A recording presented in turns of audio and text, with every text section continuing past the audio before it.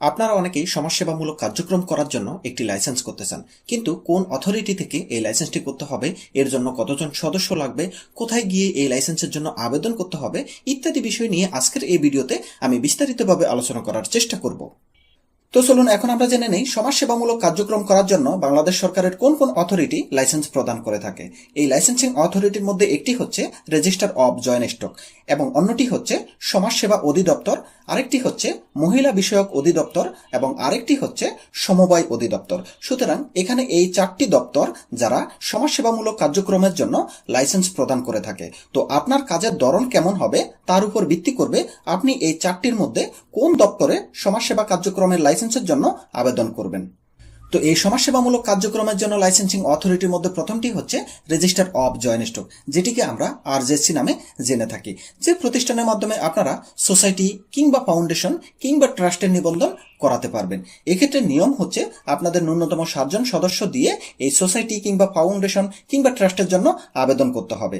এক্ষেত্রে আপনারা আপনাদের বিভাগীয় রেজিস্টার অব জয়েন্ট স্টকের অফিসে আবেদন করতে পারবেন। যদিও বর্তমানে বাংলাদেশে শুধুমাত্র 4টি বিভাগে এই আরজেসি অফিস আছে, সুতরাং আপনারা আপনাদের আঞ্চলিক অফিসগুলো নির্বাচন করে এই রেজিস্টার অব জয়েন্ট স্টকের মাধ্যমে সোসাইটি কিংবা ফাউন্ডেশন কিংবা ট্রাস্টের জন্য আবেদন করতে পারবেন।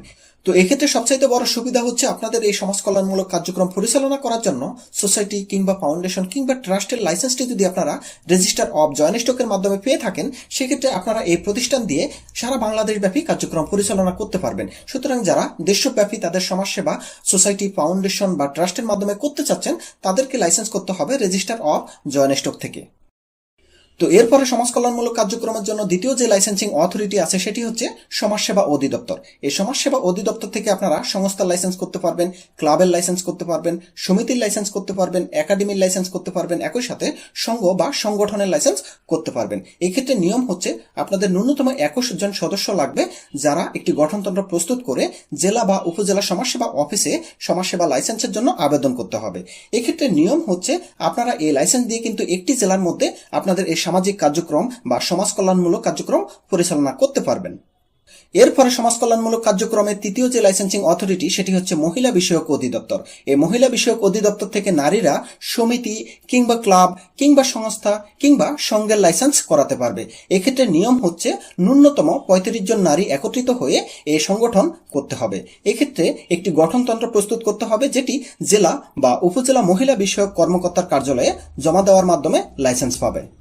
তো এক্ষেত্রে এই লাইসেন্সটি দিয়ে প্রাথমিকভাবে একটি জেলার মধ্যে তাদের এই সমাজ কল্যাণমূলক কার্যক্রম করতে পারবে। তারা যদি একটি জেলাতে ভালো করে, সেক্ষেত্রে তাদের জেলার পরিমাণ কিন্তু বৃদ্ধি করতে পারবে। সুতরাং যে সমস্ত নারী উদ্যোক্তারা সমিতি, ক্লাব কিংবা সংস্থা কিংবা সংঘের লাইসেন্স করতে চাচ্ছেন, তাদের জন্য সবচাইতে উত্তম হচ্ছে এই মহিলা বিষয়ক অধিদপ্তর থেকে আপনাদের সংস্থার লাইসেন্সটি করা। তো এরপরে চতুর্থ যে লাইসেন্সিং অথরিটি সেটি হচ্ছে সমবায় অধিদপ্তর। এই সমবায় অধিদপ্তরের মাধ্যমে আপনারা সমবায় সমিতির লাইসেন্স করতে পারবেন। পিছিয়ে পড়া জনগোষ্ঠী তাদের আর্থসামাজিক উন্নয়নের জন্য কিন্তু এই সমবায় সমিতির লাইসেন্স করতে পারেন। এক্ষেত্রে নিয়ম হচ্ছে ন্যূনতম 20 জন সদস্য সমন্বয়ে এই সমবায় সমিতির লাইসেন্স করতে হবে। এক্ষেত্রে আপনারা একটি গঠনতন্ত্র প্রস্তুত করে জেলা বা উপজেলা সমবায় সমিতির অফিসে আবেদন করতে হবে। আপনারা যদি লাইসেন্স পেয়ে থাকেন, সেক্ষেত্রে প্রাথমিকভাবে একটি উপজেলার মধ্যে আপনাদের কার্যক্রম করতে হবে। এক্ষেত্রে আপনারা কিন্তু ক্ষুদ্র ঋণ কার্যক্রম সদস্যদের মধ্যে করতে পারবেন। এক্ষেত্রে আপনারা যদি একটি জেলাতে ভালো করতে থাকেন, সেক্ষেত্রে আপনাদের ক্রমান্বয়ে জেলা বৃদ্ধি করা হবে। সুতরাং যারা পিছিয়ে পড়া জনগোষ্ঠী আছে, তারা তাদের আর্থসামাজিক উন্নয়নের কাজ করতে চাচ্ছেন যৌথভাবে, তাদের জন্য কিন্তু সমবায় অধিদপ্তর থেকে সমবায় সমিতির লাইসেন্স করা উত্তম। তো এখানে কিন্তু আপনারা একটি প্রশ্ন করতে পারেন যে লাইসেন্সিং অথরিটি হিসাবে আমরা জয়েন্ট স্টককে দেখলাম, সমাজসেবা অধিদপ্তরকে দেখলাম, মহিলা বিষয়ক অধিদপ্তর দেখলাম, সমবায় অধিদপ্তর দেখলাম, তাহলে এনজিও ব্যুরো কোথায়? এনজিও ব্যুরো কি কোনো এই সমাজ কল্যাণমূলক কার্যক্রমের লাইসেন্স প্রদান করে না? প্রকৃতপক্ষে সেটাই। এনজিও ব্যুরো কিন্তু সরাসরি কোনো সমাজ কল্যাণমূলক কার্যক্রমের জন্য লাইসেন্স প্রদান করে না। তারা হচ্ছে অনেকটা মনিটরিং বডির মতো, যেটা বাংলাদেশ ব্যাংক যেমন অনেক বাংলাদেশের যতগুলো বেসরকারি বা সরকারি ব্যাংক আছে যেগুলোকে মনিটর করে থাকে, ঠিক এনজিও ব্যুরো অনেকটা সেরকম।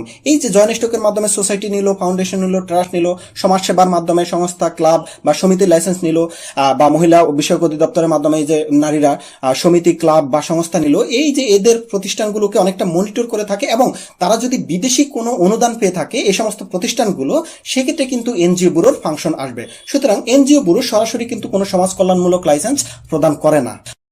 তো যাই হোক, এই সমাজ কল্যাণমূলক কার্যক্রমের লাইসেন্স সংক্রান্ত ব্যাপারে যদি আপনাদের আরো কোনো প্রশ্ন থাকে সেক্ষেত্রে অবশ্যই আমাদেরকে ফোন করবেন। আমাদের ফোন নাম্বার 01911 155 695।